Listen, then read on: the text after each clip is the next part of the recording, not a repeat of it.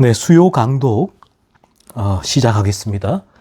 평범한 사람이 천국에 이르는 좁은 길 2, 페이지 129 쪽입니다. 10일, 지금 구원의 증거와 표지에 대해서 제가 살펴보고 있죠. 이제 11번으로 갑니다. 그리스도를 통해 구원받을 자들에게 요구되는 9가지. 아수네투스, 천천히 부드럽게 말씀하시지요. 선생님, 당신은 정말 단호하군요.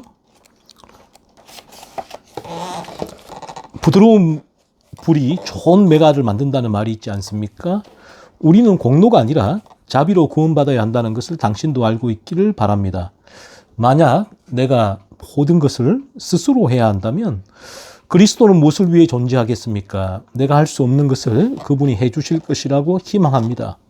그리고 나도 여러분 모두와 마찬가지로 예수 그리스도로 인해 구원받기를 희망합니다. 아수네투스가 이제 무지한 자죠. 무지한 자. 이 무지하다는 것은 성경의 기준, 성경을 통해서 우리에게 제시되어지는 기준이 진리인데 그 기준에 대해서 무지하다.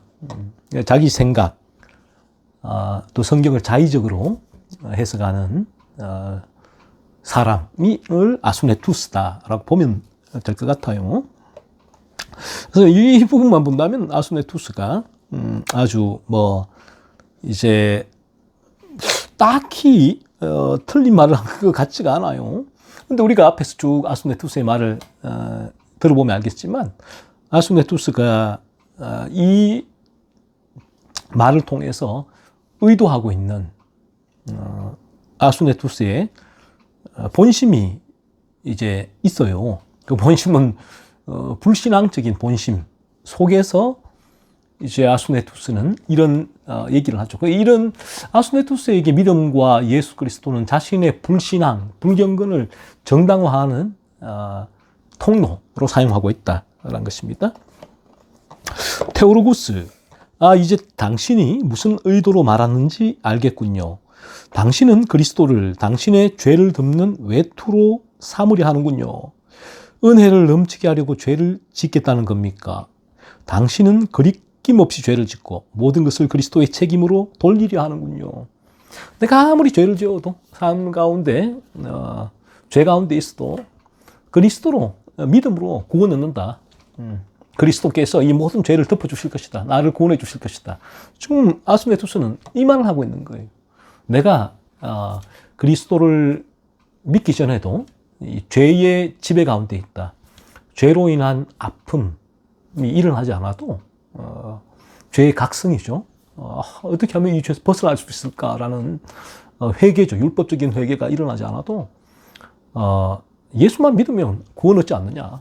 그리고 구원받은 이후에도 마찬가지다. 구원받은 이후에도 자신이 여전히 죄의 지배 가운데 있으면서도 나는 예수는 믿어요 라고 한다면 예수님이 모든 나의 방탕한 삶을 정당화하는 그러한 통로가 되는 거죠. 진정으로 당신과 같은 생각을 하는 사람들이 많이 있습니다. 그들은 하나님의 풍성한 자비를 듣고 그에 힘입어 더 담대하게 죄를 짓습니다. 하나님 죄를 용서하시니까 내가 죄를 지어도 막 지어도 상관없다 라는 거예요. 과거와 현재와 미래의 죄를 다 용서받았는데 죄를 조금 더 짓는다고 한들 무슨 상관이 있는가. 나 이제는 다 사함받았는데. 참되게 우리가 거듭나게 될 때는 이 거듭남은 우리를 죄책과 죄의 세력에서 구원을 해요. 죄책은 칭의, 죄의 세력은 성화라고 볼 수가 있는데 그리스도께서 우리를 이 죄에서 건지시기 때문에 우리가 그리스도께 나아가 그리스도를 붙들고자 하는 마음이 일어나는 건 내 죄 때문이에요. 내 죄가 너무 싫어요. 너무 미워요. 죄를 짓고 싶지 않은데 끊임없는 죄가 나를 뒤흔든단 말이에요. 그래서 어떻게 하면 여기 벗어날 수 있을까? 내 힘으로 불가능하구나. 그 사실을 깨닫는 거예요. 이 죄각성의 기간 동안. 자기 의가 다 무너지는 거죠. 그래서 그는 그리스도께 나오는 거예요. 아, 내 힘으로는 불가능하구나. 낙타가 바늘기로 빠져나갈 수가 없구나. 인간의 힘으로는 불가능하다. 그래서 그리스도께서 십자가에서 생명을 내어주셨구나. 그리스도께 나오는 거예요. 하나님의 풍성한 자비가 이 사람에게 죄를 덮는 게 아니에요. 오히려 하나님의 풍성한 자비는 우리의 죄를 더 적나라하게 바라보게 하시죠. 그래서 그 풍성한 자비가 그리스도를 통하여서 그 사랑이 우리에게 흘러오는 거예요. 그리스도의 십자가에서 우리의 모든 죄를 그리스도께서 대신 지시고 속죄의 사역을 감당하시고 우리를 죄의 지배에서 이 죄의 세력에서도 건져주시죠. 그래서 이 땅 가운데서 구원받은 이후에도 그래서 죄를 미워하고 죄를 아파하고 죄에 대하여 애통해하고 죄와 분투하고 죄를 밀어낸 삶을 살게 되는 거예요. 하나님의 풍성한 자비는 나의 죄를 방관하는 것이 아니라 하나님의 풍성한 자비는 죄를 죽이시는 공의 가운데 드러나요. 십자가에서. 나의 모든 죄를 대신 하나님의 공의가 그리스도께 나의 모든 죄를 전가. 그래서 그리스도께서 나의 모든 죄를 대신 짊어지시고 그 저주를 받으신 게 아니에요. 하나님의 진노를 받으신 거잖아요. 우리가 받아야 할 형벌을 받으신. 그래서 우리의 죄, 내 죄를 깨닫지 않고는 구원받은 이후에 내 죄를 바라보지 않고는 하나님의 자비를 조금도 볼 수가 없어요. 그래서 우리가 거듭나지 않을 때는 하나님의 자비 사랑은 철저하게 내 탐욕을 채워주는 것. 세서 결정이 되죠. 내가 사업에 실패했네? 하나님은 나를 사랑하지 않는가 봐. 내가 시험에 낙방했네? 하나님은 나를 사랑하지 않는가 봐. 내가 이런 중병에 걸렸네. 하나님은 나를 사랑하지 않는가 봐. 늘 이런 식. 그리고 본인에게 삶 가운데 무언가 원하는 대로 일이 풀리면 하나님이 나를 사랑하시는가 봐. 하나님의 풍성한 자비가 아니에요. 하나님의 자비는 그러한 이 세상의 성공과 실패, 부와 가난, 건강과 질병을 통해서 우리에게 하나님의 사랑이 입증되는 것이 아니라 하나님의 사랑은 오직 그리스도의 십자가를 통하여서만 우리에게 입증이 돼요. 부어져요. 하나님의 자비는 십자가에서 나의 죄가 다 심판받는 것에서 나의 죄를 깨닫는 것에서 하나님의 자비가 더 풍성하게 드러나게 되죠. 그래서 죄와 하나님의 자비를 이런 아수네투스처럼 하나님은 자비로우시기 때문에 나는 죄를 전혀 느끼지 못해도 상관없어. 내가 구원받은 이후에 죄를 지어도 상관없어. 하나님은 자비로우시니까 예수님의 십자가를 통해서 나의 모든 이러한 허물에도 불구하고 나를 구원하셨지. 내가 죄를 깨닫지 못해도 우리 주님 하나님은 나를 자비하셨어. 나를 구원해 주셨지.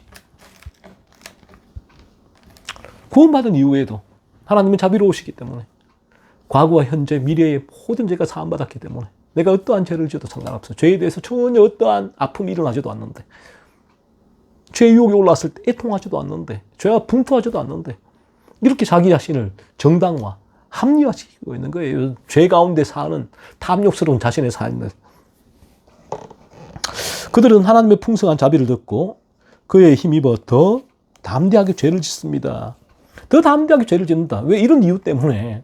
하나님은 자비로우시니까. 나는 십자가로 말미암아 구원받았으니까. 죄와 무관해요. 죄에 무감각한 거예요. 이럴 수는 없다. 우리가 참되게 구원받게 된다면 죄에 정말 예민해져요. 왜요? 너희가 이제 거룩함에 이르는 열매를 맺었다. 로마서 6장에 말씀하고 있잖아요. 거룩한 존재가 되었다. 라고 성경은 말씀하고 있잖아요.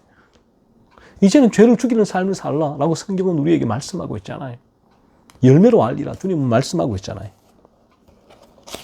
그러니까 이 죄에 대해서 히스테리컬하게 죄에 반응을 하게 돼요. 거듭나게 되면. 여러분에게 그런 죄에 대한 히스테리컬한 반응이 없다면 그래서 죄를 밀어내는 삶이 없다면 여러분 점검을 해야 돼요. 내가 거듭난 것이 맞는가? 아무리 여러분이 외민 교리를 신앙 고백서, 대소요리 문답, 돌트 신조, 하이델베르크 요리 문답, 청교도 교리 문답, 성경 66권을 달달달 외우고 바른 신앙 고백을 한다고 하더라도 여러분이 죄에 대해 느끼지 못한다면, 무감각하다면 여러분은 거듭나지 않았다라고 성경의 진리는 말씀하고 있다는 것입니다. 그러나 그들은 언젠가 하나님의 자비를 남용한 대가가 무엇인지 알게 될 것입니다. 하나님의 자비를 남용한 대가가 무엇입니까? 무엇이에요? 지옥 형벌이잖아요. 지옥 형벌. 하나님의 심판대 앞에서 나 너 몰라. 어두운 데 나가서 슬피 울며 이를 갈미 있으리라. 주님께서 마지막 날 그렇게 우리에게 선고를 하실 거예요. 사도 바울은 하나님의 인자 하심이 너를 인도하여 회개하게 하심을 로마서 2장 4절이라고 말씀합니다. 우리는 그것이 사람들의 마음을 더욱 굳게 만드는 것을 봅니다. 선지자는 그와 함께 자비가 있어서 그를 두려워하게 하려 하심이라고 말합니다. 하나님의 자비는 우리를 나의 죄를 보고 더 두려워하게 만든다. 하나님의 자비가 나의 죄의 무감각과 연결된다면 이것은 하나님의 자비가 아니다. 성경에서 말씀하고 있는 하나님의 자비는 철저하게 내 죄를 폭로하는 것에서부터 시작을 해요. 하나님이 자비하시면 너를 인도하여 회개하게 하신다. 우리를 회개하게 하신다. 회개로 끌어가신다. 첫 번째 죄각성, 율법적 회개를 하게 하시고, 그래서 그리스도께로 나아가게 하셨다. 그리고 복음적 회개를 하게 된다. 하신다는 것이죠. 이 회개에 대해서도 여러분이 이제 율법적 회개, 복음적 회개가 뭘까? 있다면 제 블로그에 글들도 많이 있으니까 율법적 회개, 복음적 회개 서칭을 해서 찾아보셔서 읽어보시고, 그래도 부족하다 싶으면 책을 읽으세요. 이분들의 믿음의 선진들의 글을, 찰스 콜폰의 참된 회개라는 책을 정독해 보세요. 그러면 이분들이 말씀하고 있는 회개, 이게 성경적인 회개가 먼저 율법적 회개, 나의 죄의 각성에서 시작되는 것이구나. 그리고 복음적 회개는 거듭났을 때에 죄를 죽이는 삶으로 복음적 회개가 일어나게 되는 것이구나. 그 사실을 알게 될 것입니다. 그러나 많은 사람들은 그로 인해 더 안심하고 무관심해집니다. 거듭나지 않은 사람들은 하나님의 자비하심, 이러한 말씀, 하나님의 사랑을 가지고 자기의 죄를 정당화하고 합리화한다는 거예요. 안심해. 나는 안심이야. 나의 구원은 따놓은 당상이야. 여전히 자기 마음은 탐욕을 향하여 달려갑니다.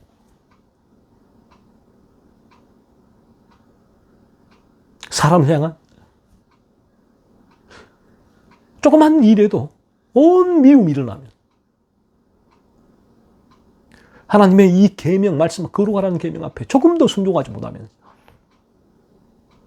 머리로 알고 있는 많은 지식 가지고 성화론을 세우고 이처럼 이렇게 하는 자비를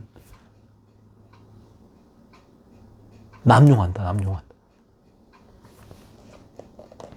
이제 본론으로 돌아갑시다. 당신은 예수 그리스도로 인해 구원받기를 희망한다고 말합니다. 그리고 나는 이렇게 대답합니다. 만약 성경이 구원받을 사람들에게 반드시 있어야 한다고 말하는 것들이 당신 안에 있다면 당신은 확신과 희망을 품을 수 있습니다. 그렇지 않다면 당신은 확신과 희망을 품을 수 없습니다. 아스텐트는 성경의 기준이에요. 성경이 구원받을 사람들에게 반드시 있어야 한다고 말하는 것들이 아스네투스 당신 안에 있다면 당신은 확신과 희망을 품을 수 있다. 내가 거듭난 것이 맞구나. 성경이 반드시 있어야 한다고 말하는 것들이 무엇입니까? 회심의 열매잖아요. 죄에 대해서 아파하는 것, 죄로 인한 내통, 죄와 분투하며 죄를 밀어내는 삶, 거룩을 향한 소망, 열정, 이런 부분들이 있는가 하는 거예요. 이게 없다면 당신은 예수 그리스도 안에서 구원받을 희망 품지 말라. 거듭남을 점검해라 라는 것이 이런 부분을 가지고 성경은 이렇게 규정하고 있습니다. 사람이 그리스도 안에 있고 그로 인해 구원받으려면 다음과 같은 증거를 가져야 합니다. 자, 이제 테오로구스가 아수네투스에게 당신에게 이러한 증거가 있느냐? 라는 거예요. 회심의 표지, 거듭남의 표지라고 할 수도 있겠죠. 자, 한번 들어보십시다. 어떤 부분이 있는가. 그래서 이 부분이 완벽하지는 않지만 내에게는 이런 성향이 생기게 돼요. 제가 늘 말씀드리지만 거듭나지 않았을 때 인간의 존재는 그 존재는 일이와 같았다면, 일이었다면 거듭난 이후에 그의 존재 빙은 양이 된다. 존재가 변화된다. 그럼 양의 본성적인 삶의 방향성이 생기는 거죠. 양으로서의 삶, 이 삶의 이제 존재의 정체성이죠. 그런 도인이 자연스럽게 일어나게 된다라는 것입니다. 첫째, 그는 새로운 피조물을 이해합니다. 고린도서 5장 17절. 새로운 피조물, 나의 방향성이 이제는 탐욕을 위한 삶이 아니라 탐욕을 죽이는 삶, 하나님이 요구하시는 거룩한, 온전히 거룩해지고자 하는 그런 열정을 가진 존재, 내가 새로운 피조물, 양이 되었는가? 이리에서 양이 되었는가? 가시나무에서 포도나무가 되었는가? 새로운 피조물이 되어야 한다. 첫 번째. 두 번째, 그는 사람의 정욕을 따르지 않고 하나님의 뜻을 따라 살아야 합니다. 베드로전서 4장 2절 말씀. 그러면 이렇게 얘기한다고요. 이 부분에 있어서 아수네투스 같은 사람들은 어떻게 인간이 완벽하게 하나님의 뜻을 따라 살아갈 수 있습니까? 성경은 그렇게 말씀하고 있는데요. 베드로전서 4장 2절에서는. 그에게 방향성이 생긴단 말이에요. 양이 되면 양이로서의 방향성. 목자의 음성을 따라가는 거예요. 양은. 새로운 피조물이 된다. 거듭나게 된다면 그는 더 이상 정과 욕은 십자가에 못 박아 죽었느니라. 정욕을 따르지 않는다. 방향성이. 유혹은 있죠. 정욕이 올라올 때도 있어요. 하지만 그것을 따르지 않아요. 그게 지배되지 않아요. 그를 지배하는 방향성은 하나님의 뜻이란 말이야. 뜻. 하나님의 나라와 의, 하나님의 거룩이죠. 그렇게 살아가게 된다. 그래서 그가 양으로서 아무리 산 가운데 어려움이 와도, 때로는 영적 침체가 와도 양은 양이다. 지치고 피곤하고 나약해져 있어도 그런 목자를 따라가요. 거룩을 사모해요. 정욕을 따르지 않아요. 이게 하나님 뜻을 따라 살아가는 삶이에요. 완벽하지는 않아요. 하지만 그 삶의 방향성이 설정되는 거죠. 그래서 이 웨슬리와 휘필드가 서로의 당시에 동시대 인물로서 이제 진리 가운데 교제도 나누었지만 치열하게 공방전을 벌인 부분이 이 부분이잖아요. 웨슬리는 완벽해진다. 완벽하게 정욕을 따르지 않고 하나님의 뜻을 따라 살아가게 된다. 완벽해진다. 퍼펙션이즘, 완전주의를 주장했죠. 하지만 휘필드는 아니야. 우리 가운데 죄의 유혹이 올라와. 완벽하지 않아. 이 완벽함은 저 천국에 가서 이루어질 거야. 우리에게는 하나님의 뜻을 따라 살고자 하는 방향성이 생기는 거야. 하나님의 자녀는 죄를 짓지 않는다는 말은 그런 부분이에요. 죄가 지배하지 않는다라는 의미야. 방향성이 설정된다라는 의미다. 라는 거죠. 휘필드가 맞죠. 셋째, 그는 선한 일에 열심을 내야 합니다. 디도서 2장 14절. 선한 일에 열심. 선한 일이 무엇인가? 거룩이죠. 선한 일도. 죄가 죽어지는 곳이 선한 것이니까. 그래서 그는 죄를 살피고 찾아내고 죄를 죽이는 그 일, 선한 일에 열심을 낸다. 넷째, 그는 죄에 대하여 죽고 의에 대하여 살아야 합니다. 로마서 6장 11절. 다 비슷비슷한 말이죠. 죄에 대해 죽고 의에 대하여 살아야 한다. 그는 이제 죄가 더 이상 지배하지 않는다. 의가 그를 지배한다. 의가 지배하니까, 그를 지배하니까.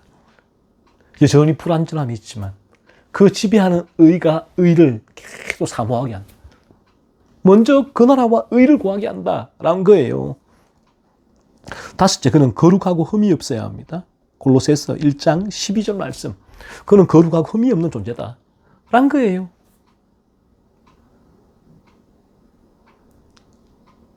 그는 이제 거룩을 향하여 나아가는 새로운 피조물, 양이 되었다. 라는 의미죠. 거룩하고 흠이 없다. 흠이 없는 존재가 되었다라고 했을 때는. 그의 정체성이 변화되었다라는 말이에요. 새로운 피조물이 되었다. 변화되었다라는 말이에요.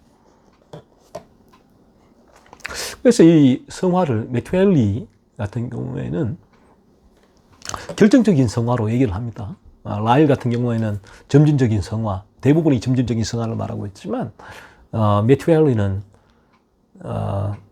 이제 결정적인 성화로 얘기를 해요. 결정적인 성화가 뭐냐 했을 때에 이미 내가 거룩한 존재가 되었다. 성경에서 여러 구절에서 이와 같이 말을 하니까 거룩한 존재가 되어버렸다.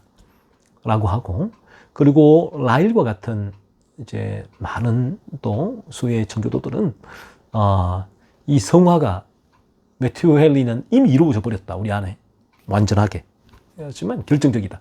하지만 라일은 내가 거룩한 존재가 되었지만 불완전하다. 그래서 점진적으로 천국에 이르기까지 점진적으로 거룩해져 간다 라고 얘기를 하죠. 그래서 어떤 면에서 이 두 가지가 저는 같은 동전의 앞뒷면이다 라고 봐요. 내 안에 새로운 성향이 들어오니까, 기질이 들어오니까 이게 어떤 거룩한 존재가 된 거 아니에요. 그래서 점진적으로 이 땅 가운데 불완전하지만 점진적으로 거룩해져 가는 삶을 살 수 있게 되는 거죠. 여섯째, 그는 그리스도께서 행하신 것처럼 행해야 합니다. 요한일서 2장 6절 말씀. 그는 목자를 따라가요. 목자이신 그리스도를 따라가요. 그리스도께서 행하신 가장 큰 일이 무엇입니까? 죄를 죽이는 일이잖아요. 십자가에서 모든 죄를 짊어지시고 죄를 죽이는 사역을, 그 사역이 그리스도의 절정의 사역이죠. 그 일을 위해 하나님께서 그리스도를 보내셨죠. 그러면 우리는 그리스도교를 따라갈 때는 바로 이와 같이 우리도 거룩을 향하여서 그리스도께서 행하신 것처럼 나의 죄를 살피고 찾아내고 죽이는 삶을 살게 된다는 거죠. 그래서 늘 우리 안에 거듭나게 될 때 포도나무이신 그리스도와 접붙임이 되었기 때문에 그리스도의 생명이 늘 공급이 돼요. 그래서 그 생명을 늘 묵상할 때 생명이 흘러오죠. 그리스도께서 행하신 것처럼 행할 수 있는 거예요. 포도나무가 되는 거죠. 가지도 이제 포도나무에 접붙임되었을 때, 가지가 포도나무 열매를 맺을 때에 사람들을 보고 저거 포도나무네 라고 얘기를 하잖아요. 저건 포도나무고 가지고 열매가 따로야 라고 얘기를 하지 않습니다. 유기체로서 바라보게 되죠. 성경은 또 이 부분을 그리스도가 우리의 머리가 됐다. 우리는 그의 지체가 되었다. 유기체가 되었다. 생명이 소통이 된다. 생명이 막 흘러오게 되는 거죠. 이게 유기체죠. 살아있는 게. 기계가 아니다. 라는 거예요. 그리스도의 생명이 흘러오니까 우리는 그리스도께서 행하신 그 죄를 죽이는 거룩한 삶을 향하여서 우리도 나아가게 되는 것이죠. 그리스도께서 온전한 거룩을 위하여 하나님께 순종하신 것처럼 나도 순종하고자 하나님의 뜻에 그러한 소원이 일어나게 되고, 그리스도께서 하나님 나라를 전하러 왔노라 라고 했을 때 나에도 하나님의 거룩한 나라를 추구하게 되고 또 진리를 흘려보내는 통로가 되는 것이죠. 일곱째, 그는 육체와 그 정욕을 십자가에 못 박아야 합니다. 갈라디아서 5장 24절. 앞에서도 얘기했죠. 거듭나게 되면 새로운 피조물이 될 때는 정과 욕을 십자가에 못 박아 죽입니다. 이 말은 방향성이 바뀌었다라는 의미예요. 완전히 풀픽션이죠. 완전하게 죽어서 나에게는 어떠한 정욕도 탐욕도 탐심도 올라오지 않는다라는 의미가 아니라 거듭나더라도 탐욕과 정욕과 욕심은 올라오게 됩니다. 죄의 유혹이 있단 말이에요. 하지만 이제는 그 방향성을 따라 나가지 않아요. 그것들이 나를 지배하지 않아요. 그리스도 예수의 사람들은 그 정과 욕을 심을 십자가에 못 박아 죽였느니라. 방향성의 변화. 이제 내가 방향성이 탐욕을 이전에는 정과 욕심을 위하여 살아가는 왼쪽 방향이었다면 거듭난 사람은 오른쪽으로 유턴을 한다. 정과 욕을 죽이는 방향성이 설정이 된다는 거죠. 여덟째, 그는 육신을 따르지 않고 성령을 따라 행해야 합니다. 로마서 8장 1절. 그렇죠. 그 안에서 성령이 거하고, 성령이 요구하는 바가 무엇입니까? 성령은 거룩한 영이에요. 진리의 영이에요. 그래서 진리를 사모하게 되고 거룩을 사모하게 되는 거죠. 마지막으로 그는 평생토록 의와 참된 거룩함으로 하나님을 섬겨야 합니다. 누가복음 1장 75절. 평생토록. 이게 어떻게 가능해? 한 번 양은 영원히 양이에요. always 양이란 말이에요. 그러면 그 한 번 양이 되면 그는 양으로서의 삶을 살게 되죠. 의와 참된 거룩함으로 하나님을 섬기게 됩니다. 하나님의 영광을 받으시는 것은 우리의 거룩하게 된 새로운 본성을 받아서 새로운 방향성이 생긴 우리 자체를 보고 하나님은 기뻐하세요. 하나님의 찬송이라고 말씀하고 있잖아요. 그래서 우리 그 하나님을 섬기는 거죠. 하나님의 요구대로. 어떻게? 내가 어떻게? 나는 너무 그 부분이 부담이 되고 힘들고 불가능해요. 아니에요. 그 짐이 너에게 무겁지 않다. 성경은 말씀하고 있잖아요. 율법이 무겁지 않다. 하나님 말씀을 지키는 것. 거듭나게 될 때는 하나님을 기쁨으로 자발적으로 섬기게 되는데 하나님을 섬기는 것이 무엇을 통해서? 진리 가운데서 하나님이 요구하시는 그 뜻, 의와 참된 거룩함으로 하나님을 섬기게 된다는 것입니다. 이것들이 그리스도에 의해 구원받을 모든 사람에게 요구되는 것들입니다. 거듭난 자들에게는 이러한 삶의 증거가 있다는 것입니다. 여러분 이런 증거가 있습니까? 분명히 말씀하실 수 있어요. 그렇다면 여러분은 거듭났을 것이고 이 부분에 대해서 나는 전혀 느끼는 바가 없네. 머리로 알겠는데 마음으로 느끼는 바가 없고 내 삶 가운데 이 부분에 있어서는 내가 이제 경험이 되지 않는데 라고 한다면 여러분의 거듭남은 거듭나지 않았다 라고 단정 지을 수가 있겠죠. 이게 성경의 기준이니까 여러분의 기준으로 말씀하지 마세요. 자신의 기준으로 나 죄인을 구원됨을 고백하고 그리스도를 믿었기에 나는 구원받았어. 누가 이해한 겁니까? 누가? 그 거듭남에 대해서. 성경은 끊임없이 죄의 세력에서 구원받았는가? 그것으로 너희의 죄책에서 구원받았음을 입증하라. 열매를 내놓으라고 말씀하고 있는데 이것이 어떻게 행위구원입니까? 행위구원. 어떤 분들은 이렇게 말하면 행위구원이다. 말도 안 되는 얘기를 하고 있잖아요. 성경은 거듭난 사람에게는 반드시 거듭남의 도잉이 따라온다. 그 말을 하고 있잖아요. 거듭난 사람에게 요구되는 그 도잉을 얘기했을 때 그것이 어떻게 구원의 거듭남의 조건이 되냐고요. 행위 구원은 행위가 구원의 조건이 된다는 의미잖아요. 이 말도 안 되게. 그래서 폴 워셔 목사님이나 존 메가드 목사님 이 말을 하고 있는데 본인에게는 이러한 삶의 증거가 없으니까 행위 구원으로 몰아가자. 구원은 예수 믿으면 구원받는 거지. 그 외에는 다 행위 구원이야. 얼마나 비성경적이에요. 성경을 반토막 낸 거 아니에요.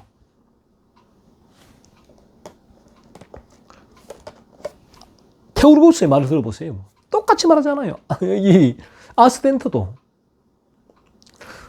몇 세기 사람입니까?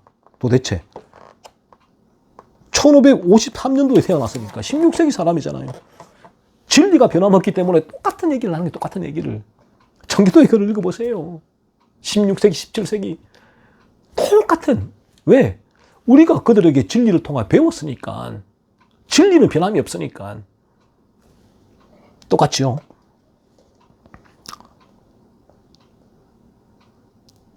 이제 만약 이런 것들이 어느 정도라도 당신 안에 있다면 당신의 희망은 건전하면 좋습니다. 그렇지 않다면 당신에게는 희망이 없습니다. 지금 테오로고스가 뭘 말하고 있습니까? 거듭남의 열매, 이 입증할 수 있는 경험적인 열매, 이러한 제시한 기준대로 너의 삶을 점검해봐라. 이게 네게 있느냐? 있다면 당신은 구원의 희망을 품어도 아무런 문제가 없다. 내가 거듭났구나, 내 안에. 내가 하나님께서 나에게 거듭남의 은혜를 주셨구나 라고 생각해도 좋다라는 거예요. 그렇지 않다면 당신에게는 희망이 없다. 이게 없는데 내가 입으로 아무리 신앙 고백을 한들, 아무리 교회를 열심히 다닌들 그 의미가 없다는 거예요. 희망이 전혀 없다라는 것입니다. 사람들이 방탕하게 살면서 그리스도로 인해 구원받기를 희망한다고 말하는 것은 헛된 일입니다. 죄에 무감각한 상태로 자신의 정과 욕심을 따라 탐욕을 위해서 살아갑니다. 그러면서 그리스도로 인해서 나 구원받을 거야. 희망하고 나 구원받았어 확신하고 말하는 것은 헛된 일이다. 헛된 일이다. 열매로 알리라. 열매로. 여러분 자신을 점검하십시오. 살펴보십시오. 그 이유는 머리와 지체가 일치해야 하기 때문입니다. 우리의 머리이신 그리스도는 거룩합니다. 따라서 그의 지체인 우리도 거룩해야 합니다. 테오로서 뭘 말하고 있습니까? 제가 누누이 말씀드리잖아요. 방탕하게 죄 가운데 죄의 방향성, 정과 욕심을 따라 살아가는 방향성 가운데 살아가면서 죄에 무감각하면서 죄와 분투하고 죄를 죽이는 삶이 없으면서 나는 구원받았어 라고 말하는 것은 헛된 일이다. 정말 허무한 일이다. 왜요? 머리와 지체가 일치하기 때문에. 제가 앞에서도 말씀드렸죠. 성경은 그리스도와의 연합을 설명하면서 유기체, 연합은 유기체가 됐단 말이에요. 우리에게 그리스도의 생명이 흘러온다는 것인데 머리의 비유를 썼다 얘기했잖아요. 그리스도가 우리의 머리고 우리는 그의 지체다. 그럼 머리와 지체는 일치한다. 머리가 이제 생각하고 요구하고 따라가는 방향성, 그 머리의 정체성대로 지체도 그 정체성이 설정된다. 그리스도는 거룩하다. 그러면 지체도, 그의 지체도 어떻게 해야 되냐? 거룩해야 한다. 거룩해야 한다. 그리고 거룩을 사모하는 거예요. 그리스도의 생명이 흘러온다면 죄를 미워하게 되는 거예요. 죄와 분투하게 되는 삶을 살게 되는 것이에요. 내가 거룩하니 너희도 거룩하라고 기록된 것처럼요. 그렇죠. 하나님께서 레위기서와 베드로서에서 내가 거룩하니 너희도 거룩하라 말씀하잖아요. 이 성경이 우리에게 요구하는 어떤 면에서 단 하나의 요구, 이 안에 다 포함이 되어 있잖아요. 그래서 하나님께서 우리를 거룩한 존재로 만드시기 위해서 무엇을 했습니까? 그리스도 독생자 아들을 세상에 보내시고 성육신 십자가에 내어주시고 우리 주님은 자발적으로 순종하시고 십자가에서 우리 대신 우리의 모든 죄를 짊어지시고 생명을 내어놓으신 것이죠. 그렇지 않으면 우리가 거룩하지 않은 지체를 우리의 거룩한 머리이신 그리스도와 연결하려 한다면 우리는 그리스도를 괴물로 만들게 됩니다. 그렇잖아요. 그리스도는 거룩한데 우리는 방탕하다. 방탕. 지체는. 이거는 머리는 사람인데 몸은 말이에요. 괴물이 되는 것이다. 있을 수가 없다. 포도나무에 가시나무가 붙어 있는 거예요. 가지가. 이건 있을 수가 없다.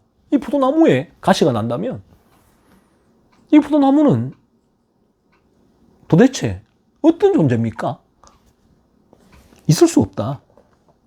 마치 사자의 머리에 곰의 목을, 늑대의 몸을, 여우의 다리를 붙이는 것과 같습니다. 그런다 그래요. 그리스도의, 우리 머리 대신 그리스도는 거룩한데 우리 지체는 방탕하다. 죄에 무감각하다. 이 죄가 요구하는 방향성을 따라 살고 있다면 그리스도를 괴물로 만드는 것이다. 거룩하신 머리이신 그리스도인데 몸은 방탕한 죄의 지배 가운데 있는 원죄로 또 뭉쳐져 있는 존재가 몸이라면 사람의 머리에 곰의 목을, 늑대의 몸을, 여우의 다리를 붙이는 것과 진배 없다. 그것은 괴물 같은 것이 아니겠습니까? 괴물이죠, 괴물. 그런 괴물이 되지 않겠습니까? 이렇게 맹세하는 자들, 술 취한 자들, 음란한 자들과 같은 이들을 그리스도의 지체로 만들고 그로 인해 생명과 구원을 얻으려 하는 것이 바로 그런 것입니다. 앞에서 얘기한 죄의 목록들을 살펴봤잖아요. 그런 죄 가운데 가면서 여전히 죄가 자신을 지배하고 있음에도 불구하고 나는 구원받았어. 나는 구원받을 수 있을 거야. 라고 생각하고 희망을 품고 확신한다는 것은 바로 그리스도를 괴물로 만드는 것과 진배 없다. 그런 일은 있을 수가 없다. 된다라는 것이 불가능하다라는 것입니다. 그러므로 참되게 머리이신 그리스도와에게 거듭나게 된다면 그리스도에게 우리는 지체로서 이제 존재하게 되는 거예요. 지체로서. 하나의 유기체죠. 그리스도와. 그리스도는 거룩하신 분이기에, 거룩한 존재기에, 거룩하신 분이기에, 우리도 지체도 거룩한 지체가 되고, 그러한 거룩을 추구하는 삶을 당연히 살게 된다는 것입니다. 당신이 그리스도를 그토록 신뢰하는 만큼 내가 당신에게 질문을 하나 드리겠습니다. 그래서 이제 테오로고스가 이제 질문을 하나 아수네투스에게 던집니다. 그러니까 안틸레곤은 불신자예요. 믿음이 없는 불신자가 무슨 질문입니까? 라고 묻고 있죠. 자, 오늘은 여기까지 할게요. 하고 다음 시간에 계속해서 점점 중요한 부분이죠. 이 부분은 우리의 거듭남에 대한 점검. 여러분이 자신을 점검할 수 있는 성경의 기준이에요. 그래서 듣고 또 이런 글들을 읽고 또 읽으세요. 그래야 여러분의 영혼에 무엇보다 천하보다 영혼이 귀하잖아요. 그 귀한 영혼이 이제 구원, 거듭남의 점검 여부를 거듭남의 여부를 점검할 수 있는 시금석이 된다. 그리고 거듭난 이들은 이러한 글로 인해서 더욱 강력하게 머리이신 그리스도를 따라서 거룩해지고자 하는 열정을 가지고 열망을 가지고 거룩한 삶을 살게 된다라는 것입니다.